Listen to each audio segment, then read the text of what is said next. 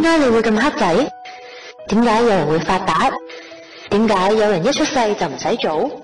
點解有錢人會相信風水同埋宗教？運氣點樣先可以加呢？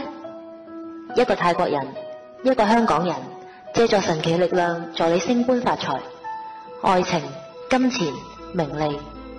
นะโมตัสสะภะคะวะโตอะระหะโตสัมมาสัมพุทธัสสะ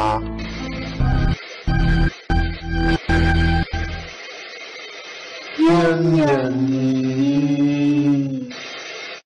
好，歡迎大家聽眾繼續收聽因人而異第126集嘅第一節，我係泰國人美 T。係泰國人邊喺度？好啦，翻到嚟啦，咁啊闊別大家一周，咁啊又翻到嚟我哋嘅節目啦。咁啊嗱，咁啊我同阿咪啦，咁啊上次咧就去咗泰國啦，咁啊都嗱我小弟咧其實就去做嘢嘅，咁咧都有一少少經歷，即係想同大家分享下啦。咁啊小弟去咗呢個嘅龍坡舍林嘅廟度啊，咁啊去揾師傅。咁唔知大家知唔知係邊位啦？咁佢喺泰國當地咧出咗名嘅就係呢個嘅出符館出名嘅。咁師傅咧，咁佢嗱而家咧，大家想去揾呢位師傅咧，以前咧就喺一個學校嘅地方，但係而家就搬咗去阿尤提亞嗰邊大城府嗰邊啊。咁係啊。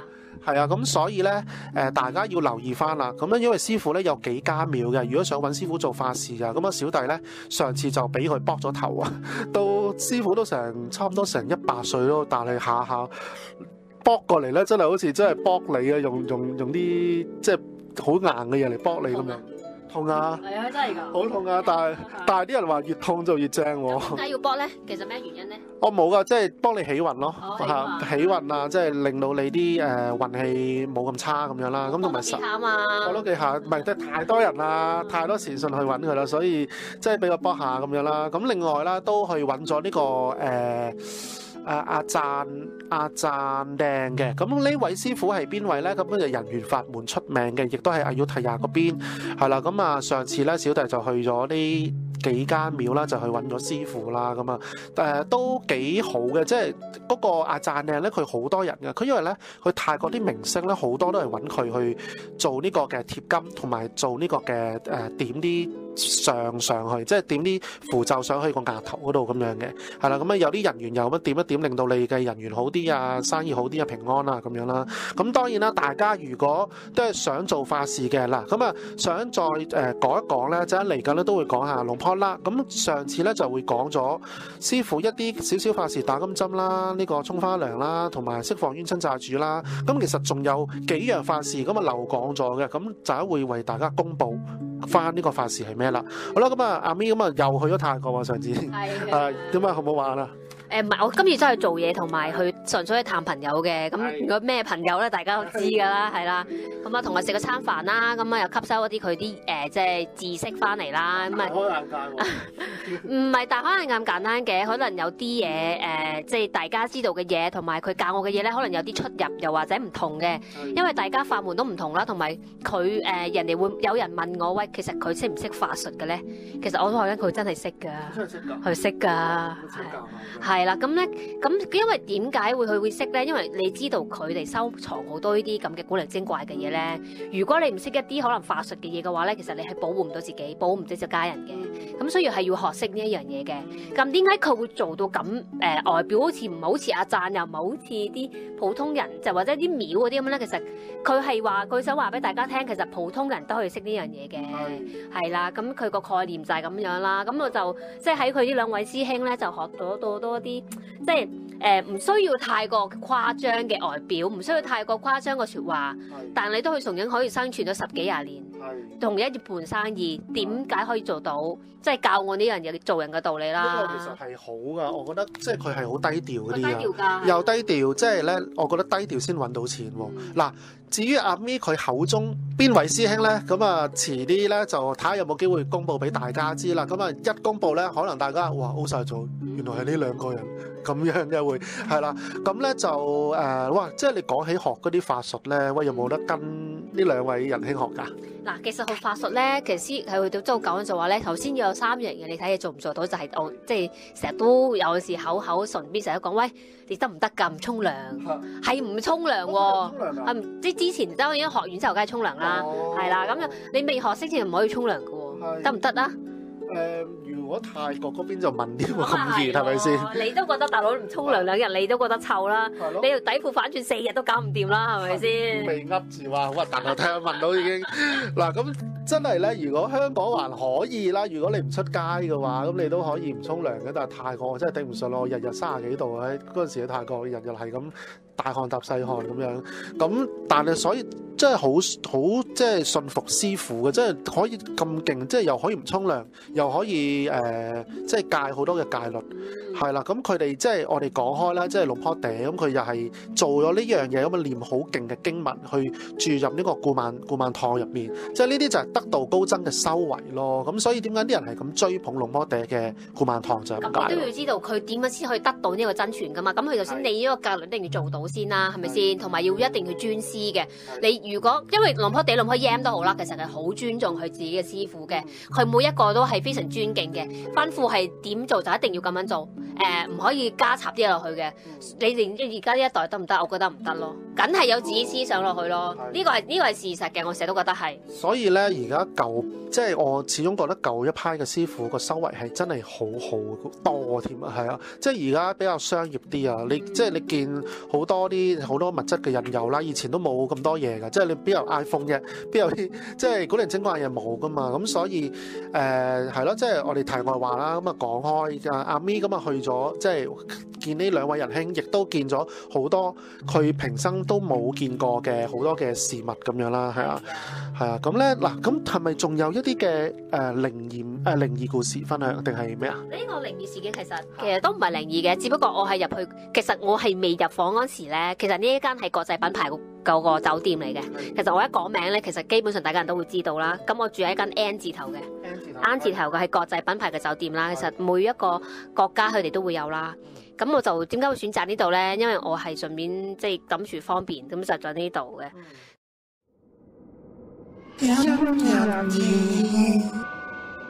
鬼話連篇。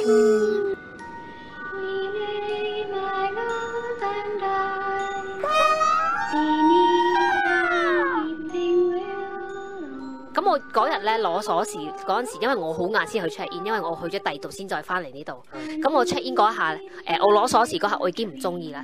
唔知點解個 number 唔中意，因為又係有個03喺後邊，所以我唔中意03呢個 number， 即係大家。你唔要求轉其他號碼？唔係因為太夜，同埋我好攰啦，因為我去咗好多地方啊。因為你知唔知我喺泰國係冇留低喺一個地方超過半個鐘頭，我係要不停走，係趕時間趕到我都覺得我為咩要咁趕時間呢？我明明可面係想係即係 hea 下，但變咗好似係為咗工作嘅周圍奔跑。咁好啦，咁我攞佢啊，又係幾多樓我唔講啦，我成日講個尾啦，03，咁啊個03都唔緊要，頂仲俾咗間尾房我喎，我成日都講我話唔好住尾房，點解偏俾尾房我咧咁啊？即係我已經唔屙拉啦，咁入到去間房，打開道門就已經係床頭咯，已經又多一樣嘢，我又唔中意咯喎。乜打開道門床頭咩意思啊？嗱，咁一打開道門啦，咁之後嚟講，你一打開個咧，即可能一直通去塊大鏡或者去可能一啲個窗口咁樣。但係我呢個一打開道門就見到自己床頭。係。咁咧就個感覺已經唔中意，因為咧大家如果信風水或者係聽過啲風水都成日都講話，喂到你瞓覺嗰張床頭唔可以在道門，因為會咁樣叫直衝，可能而一開道門就衝咗去嗰個大門直衝到大波咧，就可能呢啲叫做叫鬼過。即係鬼過嗰啲路啊！即係啲隻鬼行過條路。係啦，嗰條路就唔應該咁樣放，因為你叫咩遮住咗條路啊嘛。咁意思就話咧，咁啲人就話唔好即係咁樣放床位噶嘛，成日都教大家，但係我偏偏就住過咁樣放。咁最搞笑就入到去廁所啦，好黑個廁所，開晒燈都好黑好暗。咁點解之前我個蛋燈係燒咗？我一開都即刻燒咗，咁就打電話落去啊，要 call 啦。等佢 call 嘅時候啦，咁我哋再開紙又着翻。即係我都唔係燒。即係你嬲唔嬲爆啊？咧咁啊，即係好多好唔中意嘅嘢已經發生咗啦。但係你話呢間係都幾出名嘅酒店嚟喎。好出名。係咯，咁冇理由俾呢啲咁嘅房你嘅喎。唉，超總之我係超嬲啦，咁啊，跟住又都冇辦法啦，都要住㗎啦，咁啊住。咁嗰晚咧，我瞓覺，可能我太攰啦，我就發覺嗰晚咧，硬係有人企喺我個床頭隔離咯。係唔知點解嘅，咁好啦，正常嚟講，咁我就我又即係你知啦，我出親去 trip，咁我哋會帶啲好嘢在身㗎啦。咁我之後咧，我就自己就即係同我啲即係我啲會唔會係你帶住啲嘢？唔係，肯定唔係嘅，因為如果我帶啲嘢去嘅話咧，佢唔會俾啲咁嘅感覺我嘅，係啦。咁之後我就嗰晚瞓覺，我就係會 feel 到一啲就係有個人企咗喺我床頭隔離咧。望住你嘅。唔知做咩，我自己去有個人企咗度。係。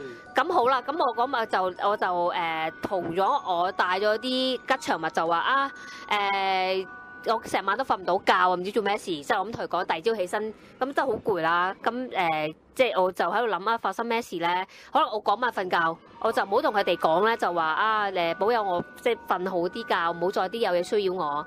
咁我到第二晚，我就將嗰樣嘢放喺我個床頭度啦。係啦，咁就話俾你你記得保佑我啦，我今晚想瞓一好覺啦。咁啊，同我啲助講啊，同我啲咩嗰啲咁，即係改咗喺度啊，係啦。咁然之後我就放喺床頭度。咁嗰晚就好好瞓咯喎，係完全 feel 唔到任何嘢喎。係喎，即係唔知點解嘅喎。咁可能真係會無形中保佑緊你喎，保護緊你。嗱，正常我成日都帶啲嘢咧，你要無時無刻都要同佢講，喂，記得保佑我，記得點。我成日都係好懶或者忘記咗做呢啲咁嘅嘢，成日都唔記得同佢講，成日都唔記得叫。咁我成日都話，喂，如果我唔記得叫你哋自動自覺啦，我成日都咁提佢哋咯。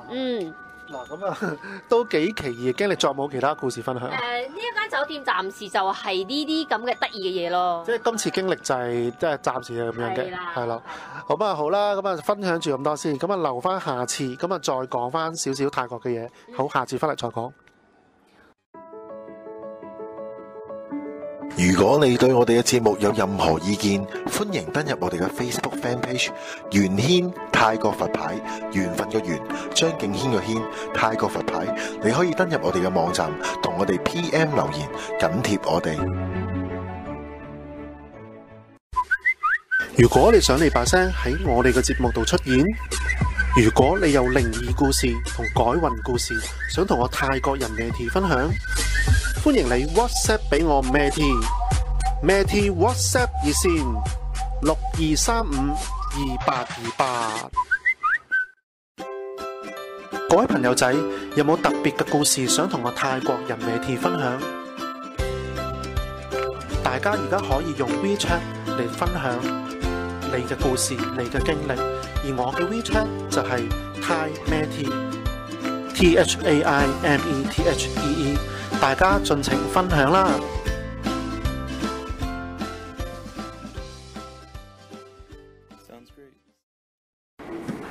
好，歡迎大家聽眾繼續收聽《因人而異》第二節126集嘅第二節，我係泰國Meti，係泰國那邊喺度。好啦，翻到嚟今節啦，咁啊上次咧就講咗阿咪嘅少少嘅靈異嘅故事啦，咁啊即係小弟咧就真係可能比較好彩啲，就真係好少，唔係即係啦，好少遇見啊，唔係話冇遇見，都遇見過嘅。咁啊好耐之前啦，咁啊喺泰國嗰邊係即係可能喺嗰啲叫做清邁嘅地方咁樣試過遇過一啲少少嘅靈異故事嘅，咁啊但係唔係話好恐怖嘅，係啦，咁啊但係咧小弟今次咧除咗拜神咧，亦都去咗一間廟度喎。呢間廟咧，咁佢咧就係一個大嘅佛像嚟嘅。咁呢個大佛像咧，咁佢啊專係用一啲嘅袈裟去拜去供呢個佛像。咁但係供嘅方法好特別嘅喎，即係一班人咧嗱。咁啊喺度同大家講下先，就係我哋嘅因人而異咧，有呢個視像版㗎啦，已經 sorry 係即係比較遲咗公佈出嚟。咁而家就同大家講，咁遲啲咧都會即係可能我講啲內容咧，大家 get 唔到係啲咩，咁都可以喺呢個視像版度睇到。我講緊可能呢個佛像原來係咁嘅，原來用啲塊布冚住就係咁樣嘅，係啦。咁我所講就係呢間廟就係呢度嘅，即係阿 Ayutthaya 嗰邊。即係我都想咧，有時可能真係搞下團啊，即係可以帶大家去拜下神啊。咁之前其實同 DC 都搞過啦，咁但係咧我同阿咪去嘅地方更加正，更加地道，同埋咧賣個關子先，因為咧呢樣嘢咧係真係冇公開過出嚟嘅。咁遲啲又適當嘅時候咧就會公開話，原來係呢間廟咧就係咁，呢間廟咧就咁係。真係比較少香港人知道嘅廟宇，同埋係當地嘅德道高僧，同埋一啲古靈精怪嘢。即係可能大家唔知有冇聽過，其實泰國有歌手嘅，有個歌手咁佢就好出名。咁佢個故事背景咧就係佢係一個好心地好善良嘅人，但係就成日俾人呃到佢老公又走去揾第二個啊，跟住佢第二個嗰個女人又走去揾佢笨啊咁樣，咁咧搞到佢咧。即係佢雖然歌手，亦都好紅，跟住死咗之後咧，啲人去敬拜佢。咁呢樣又冇乜香港知嘅，即係形色色嘅古靈精怪嘢。咁我想遲啲喺節目度公佈翻啦，係啊。咁啊，阿咪咁啊，上次去泰國都係去咗啲揾嗰兩兄弟啦，同埋就仲冇其他經歷。跟住我哋去咗好多廟啦，即係做咗好多善事啦，又去咗指定動作啦。係啊，因為咧。始終我覺得咧，佢親自落去泰國咧，即係做呢啲善事咧，我覺得特別係容易更加容易收到。我唔知點解咧，即係我唔係話香港唔係啊。其實去泰國咧，可能你真係入廟，真係會見到三角形嘅屋頂，個廟頂你就覺得係硬係特別嗰個心係會覺得好純啊，係好舒服啊嗰種感覺係。所以係我今次又去咗間廟係，其實喺好多呢個叫做旅遊咧，成日都有講就係喺一大樹入邊嗰間廟嚟嘅，我知你講邊個。係啦，咁呢個名就叫屈辦宮。咁其實唔難去嘅，只不過係因為我哋揸車去，所以有時即係唔係好識路啦。個 GPS 又玩嘢啦，兜咗我哋入去森林入邊啦，嚇鬼死人啊！真係個森林入邊咧，全部都係買咩咧椰子啊，跟住一係就入咗去嗰啲專種嗰啲香蕉嗰啲地方啊，係啦，咁就終於都去咗呢度嘅。咁就可以喺度拜神啦，咁我就好啲奇怪就係我求籤，咁我去咗2間，我2間都求同樣一支籤嘅 number，係啊，係啦，2間都係一樣嘅 number，咁原來咧我而家先知原來咧泰國啲廟宇抽抽中嗰啲籤咧，佢哋所有全部都係一樣嘅意思嘅。咁所以大家唔需要去，我去一間廟又係求到同一個 number 嘅話咧，其實唔使攞噶，同你之前嗰間係一樣嘅。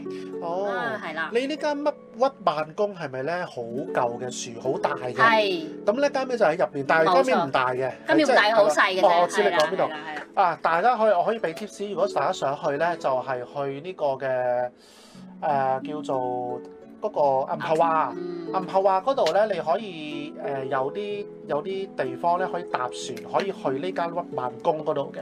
因為小弟都去過1次，咁咧佢其實咧有個地方咧就係可以帶你去其他嘅廟宇去拜唔同嘅廟嘅，係啦。咁唔止淨係去呢個嘅，咁但係呢個咧就真係要去。點解咧？我聽我嘅舅父講咧，呢間廟係好耐㗎啦。係啊，佢係好耐歷史，同埋佢因為廟越舊咧，佢嗰個靈驗度越高啊。係啊，咁我去呢一間咧就做咗做一啲叫做省吉炭啦。係。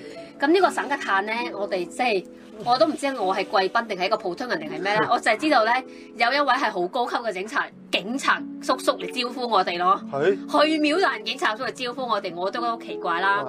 咁之後咧，佢就走嚟問我哋嗰個團隊就問：喂，你係咪其中一個係當差？哇！咁。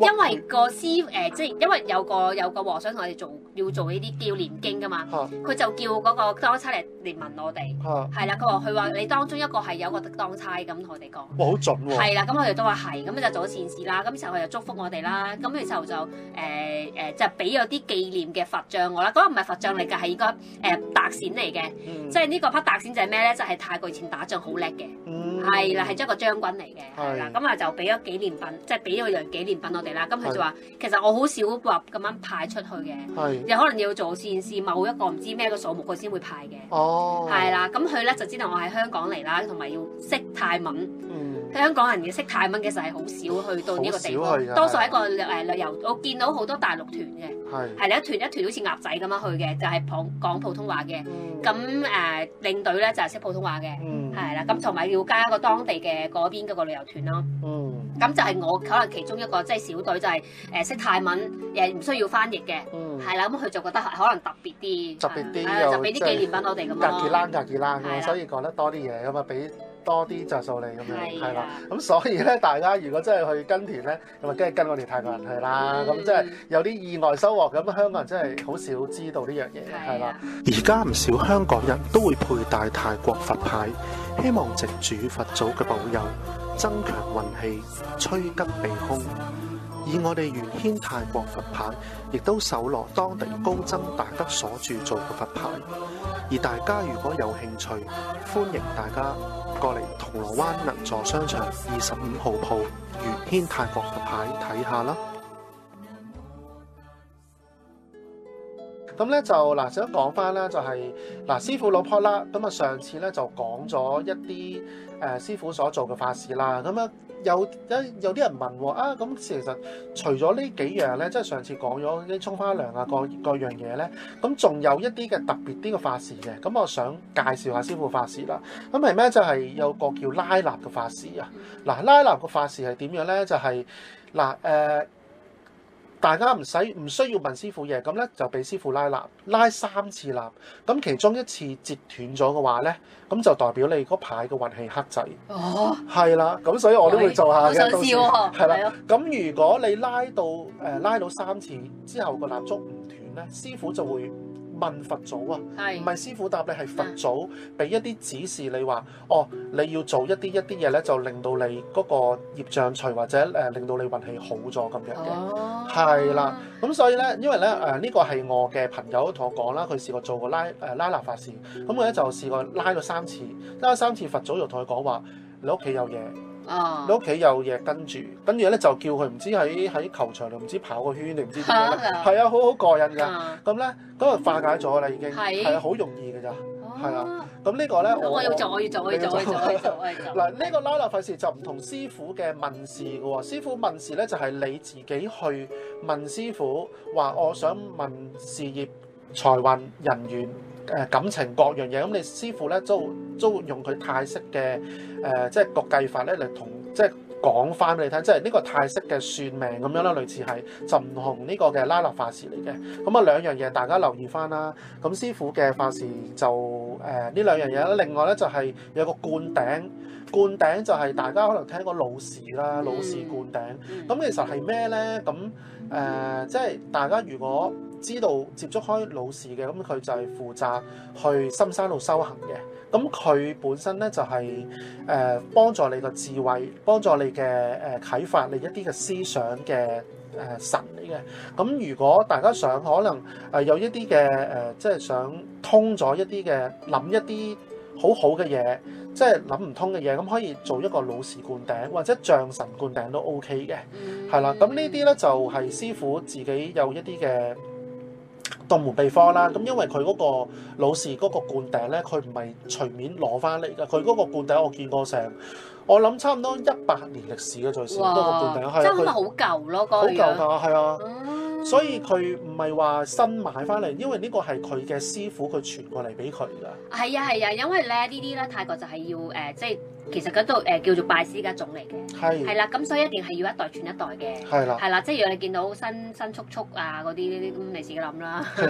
係啦，咁所以佢即係師傅話越舊嘅嗰個像咧就越靈驗，咁我都相信係嘅。咁所以咧我都會去做下灌頂咁樣嘅。咁啊大家記得啦，留咗位嘅朋友咧，就記得到時準時過嚟呢個做法事啦。咁啊地點咧亦都 send 咗俾大家啦。咁啊大家如果唔明嘅可以打俾我或者 WhatsApp 俾我都得嘅。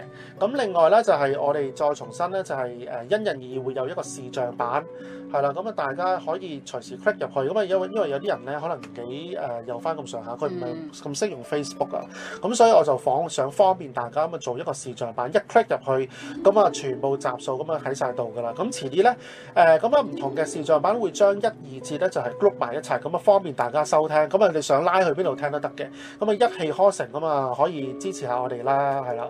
咁啊另外咧就係呢個古曼堂嘅 live 同埋泰國數字玄學 live， 咁大家記得捧場，我哋定時定候都會做呢個 live 嘅，係啦。咁啊今次時間差唔多啦，咁啊下次翻嚟再講過，拜拜。拜拜。